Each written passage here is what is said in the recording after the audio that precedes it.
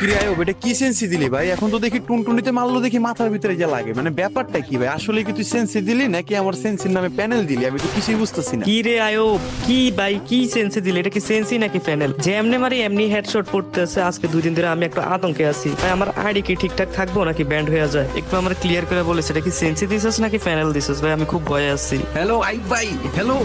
আরে ভাই, কি সেন্সে দিলে এরা ভাই? মানে আমার পুরা মাথা নষ্ট ভাই। কি মানে গুলি করার আগে মনে হচ্ছে হেডের মধ্যে ইনব্লক চলে যায় ভাই। পুরা মাথাটা আমার নষ্ট হয়ে যেতেছে ভাই। কি সেন্সে দিলা? ধন্যবাদ আইব ভাই।